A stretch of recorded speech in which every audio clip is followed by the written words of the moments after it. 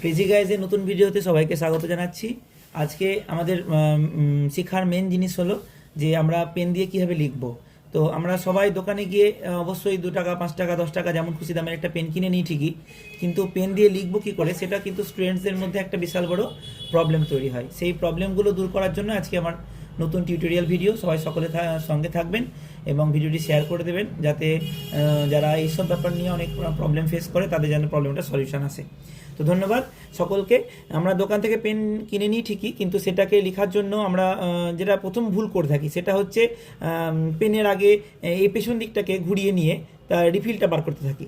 তো পেনের রিফিলটা বার করে নেওয়ার পর আবার পেছন দিকে এটা খুলে নেওয়ার পর এই রিফিল দিয়ে লেখার চেষ্টা করি। তো এটা আপনার কি মনে হয় যে এটা কি ঠিক বুদ্ধিসম্পন্ন কোনো ব্যক্তির কাজ হলো?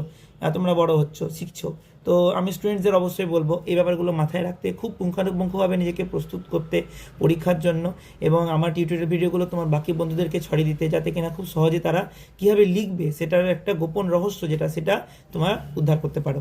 তো ঠিক আছে, আমরা শিখে নিই আজকে। এতে লজ্জার কিছু নেই, শেখার জানার শেষ নেই। অবশ্যই এই জিনিসগুলো খুব মাইনিউট জায়গা, যেগুলো খুব ভালোভাবে টপাররা শিখে নিয়েছে, তোমাদের জন্য আমি আছি।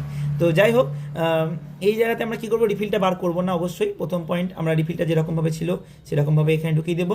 তার নিচে যে ক্যাপটি আছে সেই ক্যাপটি আমরা ভালোভাবে প্যাঁচ দিয়ে লাগিয়ে দেবো। ভালোভাবে খেয়াল করবে।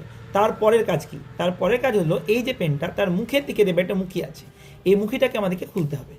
খুলে নেওয়ার পর দেখো তোমরা কিন্তু হাতে দেখো গ্রিপও পাচ্ছ আর পেনে লেখা হচ্ছে।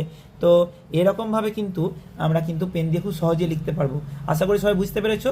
সকলকে অনেক ধন্যবাদ।